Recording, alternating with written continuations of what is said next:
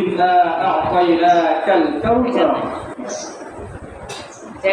নিশ্চয় আমি আপনাকে হাউজে কাউসার দান করেছি। ফাসাল্লি লিরাব্বিকা ওয়ানহার, সুতরাং আপনি আপনার প্রভু যে শুকরিয়া আদায়ের জন্য নামাজ আদায় করুন এবং আল্লাহর নামে কোরবানি করুন। এই আয়াতটা বুঝতে হচ্ছে ফাসাল্লি লিরাব্বিকা ওয়ানহার, আপনি আপনার প্রভুর নামে নামাজ পড়ুন এবং কোরবানি করুন। এখানে কিন্তু সর্বপ্রথম নামাজের কথা বলেছে, তারপরে কোরবানির কথা বলেছে। অন্য এক আয়াত আল্লাহ পাক রব্বুল আলামিন বলেন ইন্না সালাতি ওয়া নুসুকি, প্রথমে নামাজের কথা বলছে, তারপর শারীরিক ইবাদত কোরবানির কথা বলেছে। কিন্তু আজকে আমরা নামাজ পড়লে কিন্তু কোরবানি নিয়ে তারা শুরু করে দিয়েছি। আর আল্লাহ পাক রব্বুল আলামিন সর্বপ্রথম নামাজের কথা বলছে, তারপর কোরবানির কথা বলছে। ফাসাল্লি লিরাব্বিকা ওয়ানহার, হে নবী আপনি আপনার প্রভুর সন্তুষ্টির জন্য সর্বপ্রথম নামাজ পড়ুন, তারপর আপনি কোরবানি করুন। ইন্না সালাতি, আপনার নামাজ বা আমার নামাজ, ওয়া নুসুকি ওয়া মাহইয়ায়া ওয়া মামাতি লিল্লাহি রাব্বিল আলামিন, কোরবানি জীবন মরণ সবাই কার নামে? আল্লাহর নামে। এখানে সর্বপ্রথম নামাজের কথা বলা হয়েছে।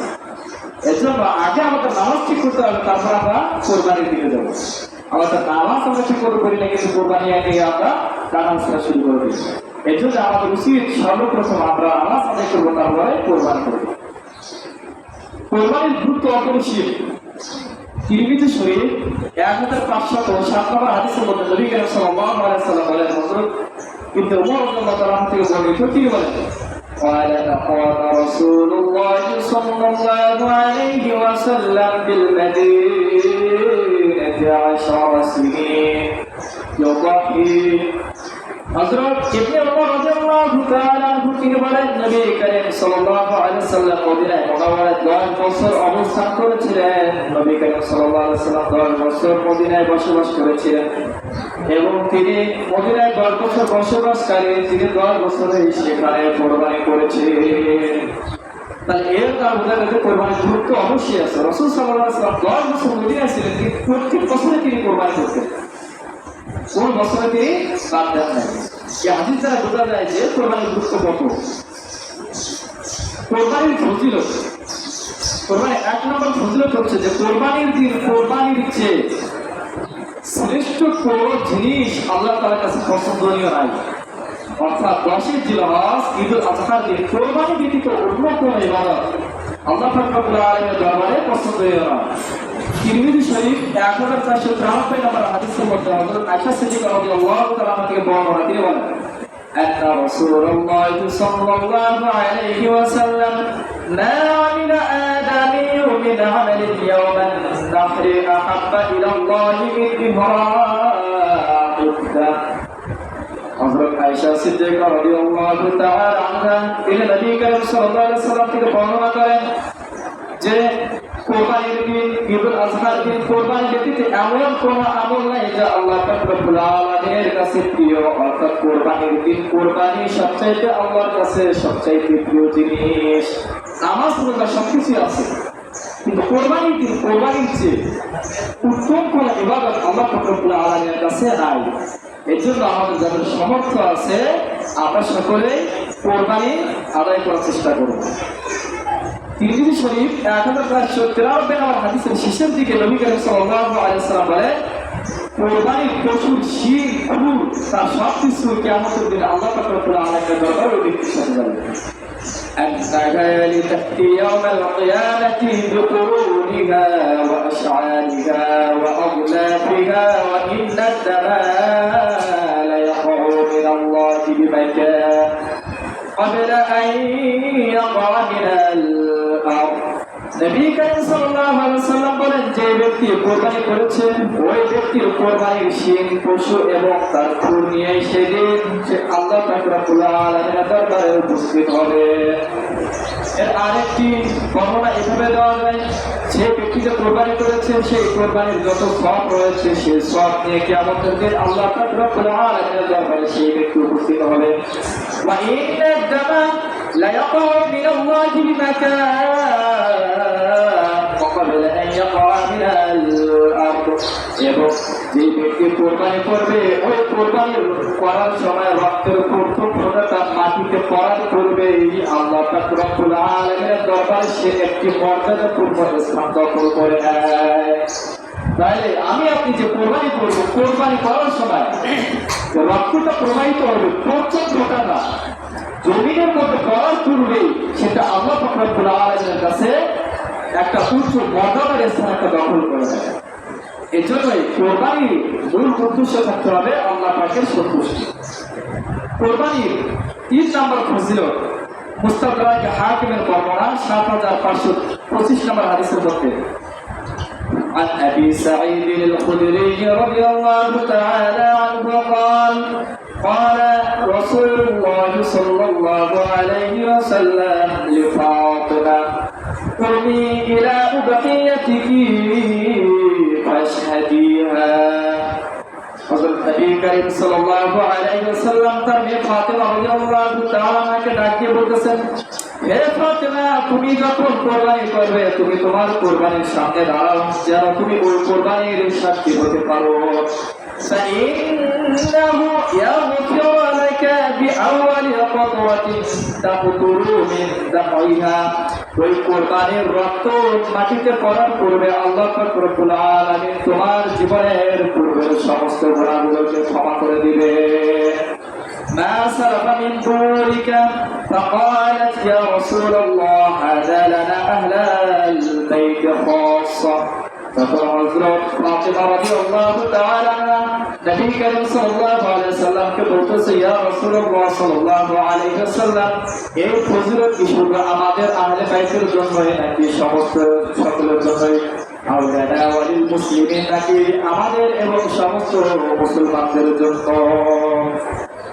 قال رسول الله صلى الله عليه وسلم নবী করিম সাল্লাল্লাহু আলাইহি ওয়াসাল্লাম ফাতিমা রাদিয়াল্লাহু তাআলা আনহা এর প্রশ্নের জবাবের মধ্যে দেয়, আল্লাহনা ওয়ালিল মুসলিমিন আম্মা, আমাদের এবং সমস্ত মুসলমানদের জন্য এই ফজিলত রয়েছে।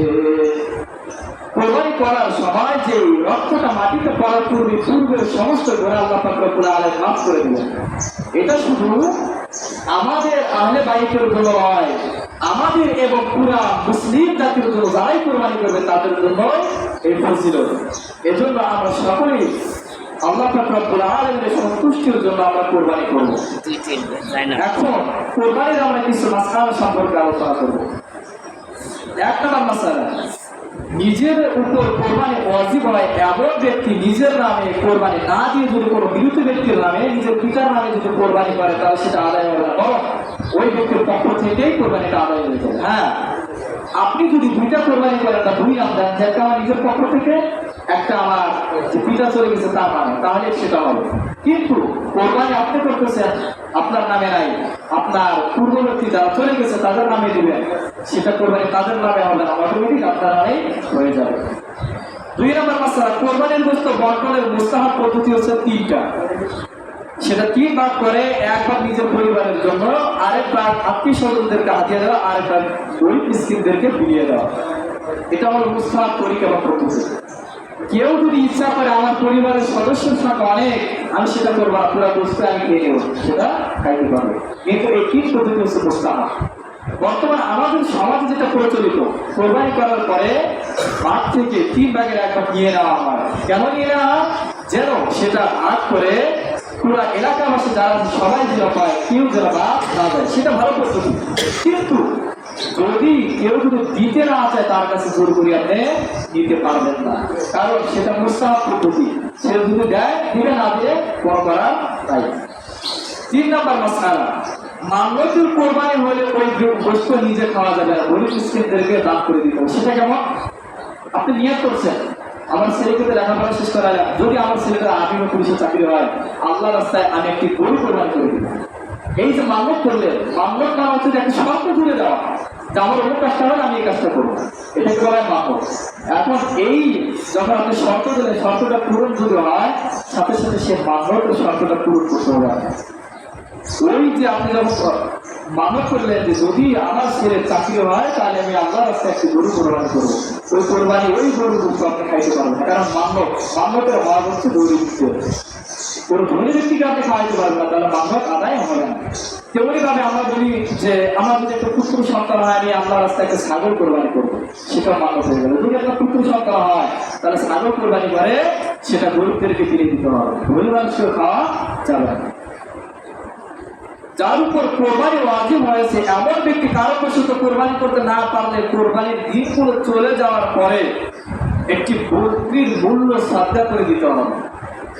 মনে করেন আল্লাহ না করে কেমন হয়ে গেল যে কোরবানির দিন ওই পরিবার থেকে একজন দুনিয়া থেকে চলে গেল, তারা কোরবানি তার মা মানুষের থাকবে থাকবে না।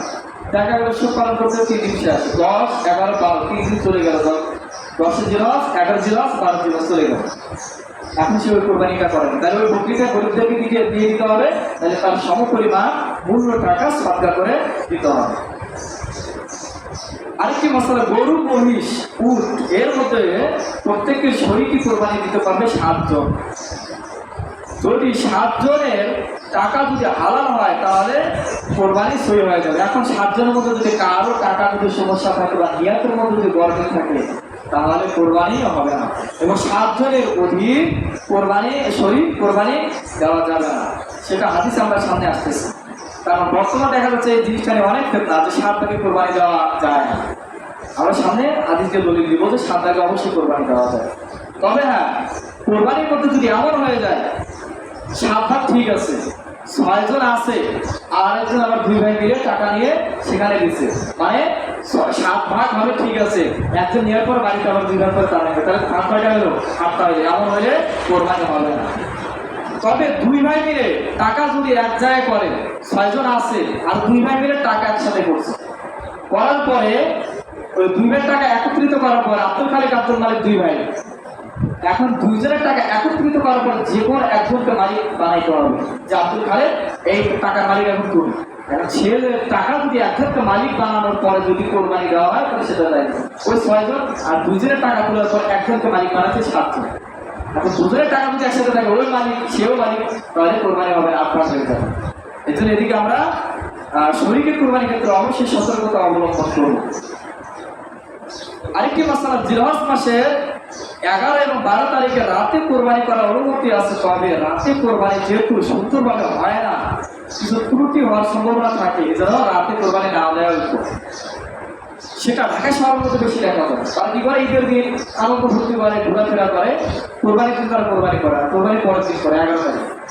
11 এবং 12 তারিখ কোরবানি করার অনুমতি আছে, কিন্তু রাতে না করাই ভালো। কারণ আপনি রাতে কোরবানি করলেন, দেখা গেল যে কোরবানির শর্ত যে 4টার মধ্যে থেকে যে খাদ্যনালী, 2টো রক এবং শ্বাসনালী, 4টার মধ্যে যেগুলো 3টা কাটতে হবে, রাতে আপনি যখন বললেন দেখবেন যে 2টা কাটছে, 1টা কাটছে, 8টা কাটে, তাহলে কোরবানি হবে না। এর জন্যই রাতে কোরবানি না দেওয়াই ভালো। কোরবানির গোশত 3 দিন 7 দিন 1 মাস সারা বছর আপনি খাইতে পারেন, কোনো সমস্যা নাই। যে আমি কোরবানি করতে 3 দিনের মধ্যে সব গোশত আমাকে খেয়ে ফেলতে হবে তা, 7 দিনের মধ্যে খেয়ে ফেলতে হবে তা, পুরো বছর আপনি খাইতে পারবেন। তবে হ্যাঁ, আপনি সব গোশত নিয়ে ফ্রিজে রাখলে গরিব মিসকিনের হক আদায় করলে না, তাহলে হবে না। আত্মীয় স্বজনকে দেন, গরিব মিসকিনদেরকে দেন, আপনি রেখেও খাইতে পারবেন, কোনো সমস্যা নেই। একই কোরবানিতে একই পশুতে কোরবানি এবং আকিকা করা যায়, তবে 7 নামে বেশি হতে পারবে না। তবে কোরবানি এবং আকিকা দুটোই যেহেতু স্বতন্ত্র বিধান, এখানে আলাদা আলাদা করাই ভালো।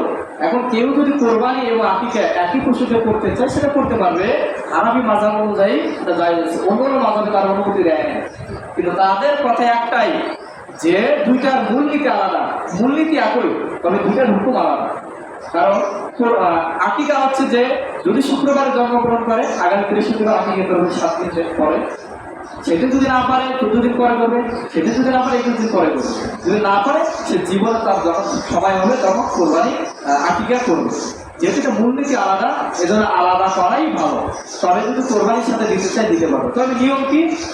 নিয়ম হচ্ছে যে আপনি যদি কোরবানি দেন যে 5টা কোরবানির নাম দিচ্ছেন, এখন আপনি আরেকটা নাম দিলেন যে আমার একটা হচ্ছে নাম হচ্ছে কোরবানি, আরেক নাম হচ্ছে আকিকা, তাহলে সেটা হবে।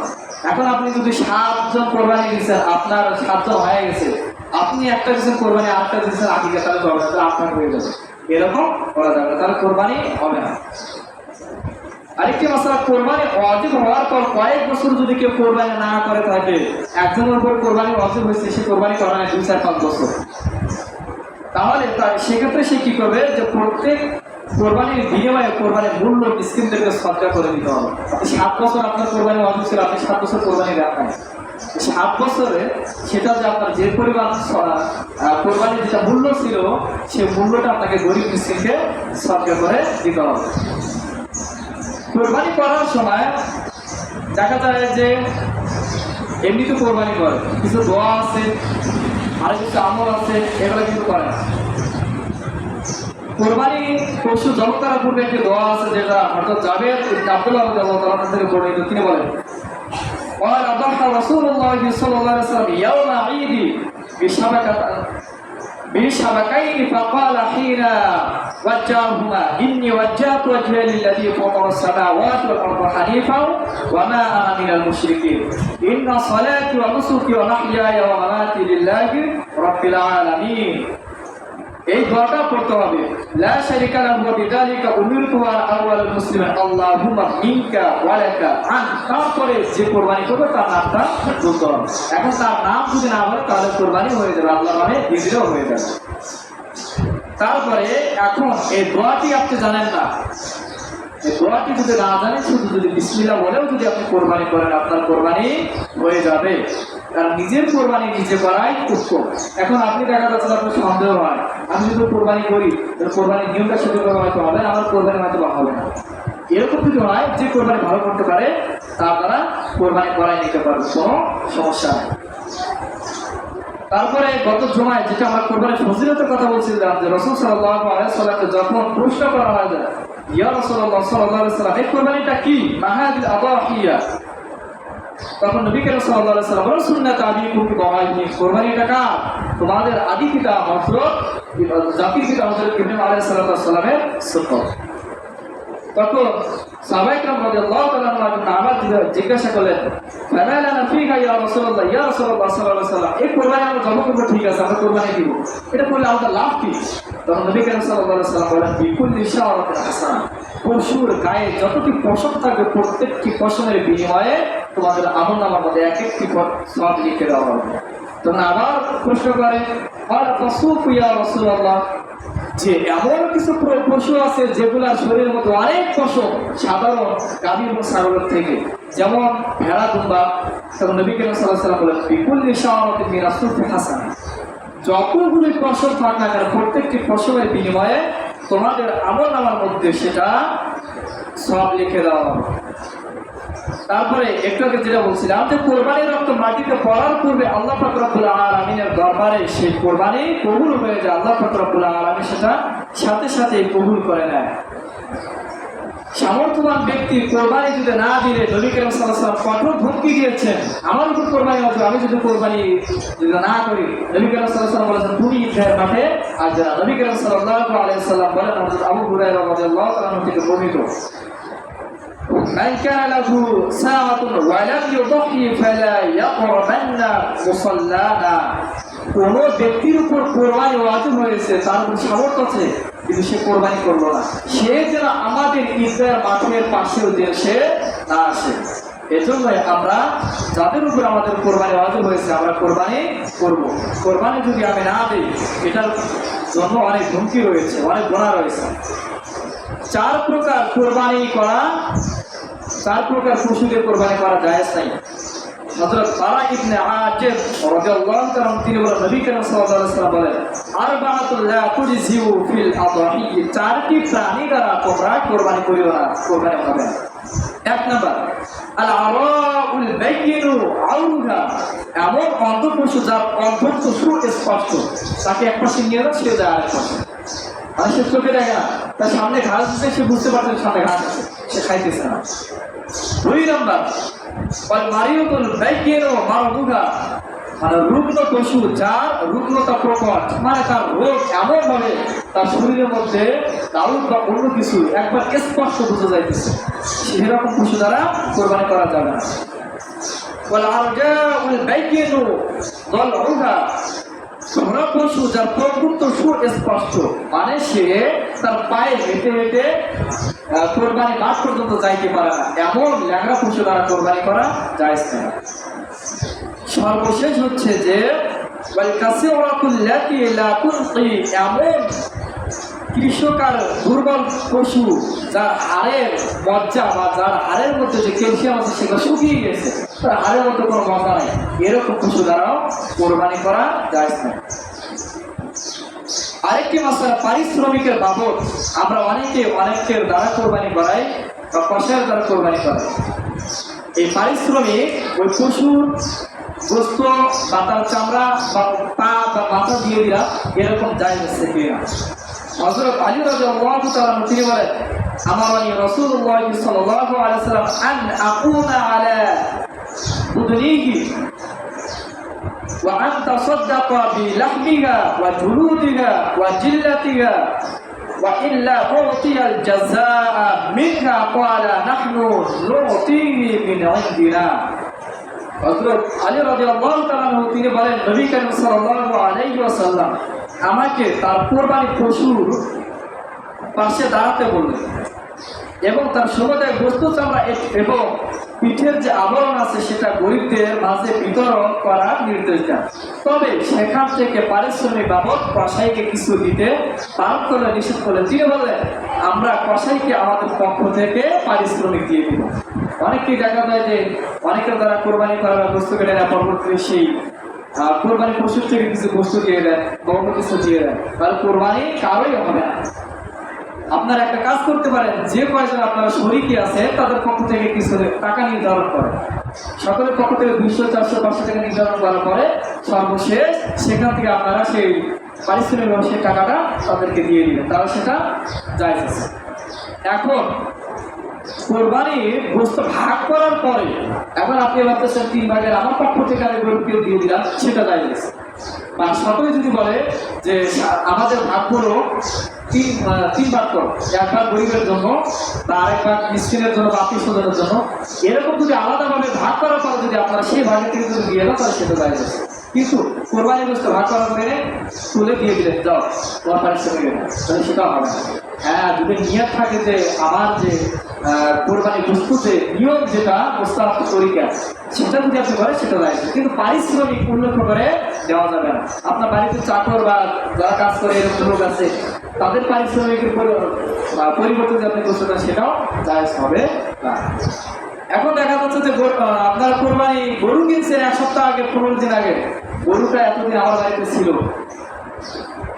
সবকিছু বন্টন করার পরে মাথাটা আমার দিয়ে দিলাম, তোমার বাড়িতে 5 দিন 10 দিন গরুটা তুমি ইয়ে করছো, তোমার মাথাটা দিয়ে দিলাম, জায়েজ হবে না। পাটা তোমার দিয়ে দিলাম, জায়েজ হবে না। কাল্লার গোস্ত সবগুলো সেখানে কেটে কেটে সেই গোস্তের মধ্যে মিক্সার করে দিতে হবে, আবার পাও সেখানে মিক্সার করে দিতে হবে। হ্যাঁ, এরকম যদি হয়, এই পাটা আমাকে দাও, তার বিনিময়ে আমার ভাগে এতটুকু বস্তু করতে, মাথাটা আমাকে দেওয়া আমি নিলাম, কিন্তু আমার ভাগে যে বস্তু আসবে তার ভাগে থেকে এতটুকু তোমরা আমাকে কম দিও, তাহলে সেটা লাগছে। কিন্তু ভাগ ঠিকই আছে, কিন্তু তোমার বাড়িতে এতটুকু গরু ছিল, তুমি করছো, তোমাকে 4টা পা দিয়ে দেন, 2টা পা দিয়ে দেন বা মাথা দিয়ে দেন, তাহলে কি হবে না? জায়েজ হবে না। কোরবানির গোস্ত বন্টনের ক্ষেত্রে পাল্লা দিয়ে বা মিটারে দিয়ে ওজন করতে হবে। যদি আনুমানিকভাবে আপনি যদি দিয়ে দেন যে এতটুকু হয়েছে, আমরা আনুমানিকভাবে ভাগ করলাম, একজনের ভাগে যদি 1 টুকরা গোস্ত যায় তাহলে সেটা সুদে হয়ে যাবে, তার ভাগে সেটা সুদের নাম হয়ে যাবে। এই জন্য কোরবানি গোস্ত বন্টন করার ক্ষেত্রে পাল্লা বা আপনি মিটার দিয়ে ওজন করবেন।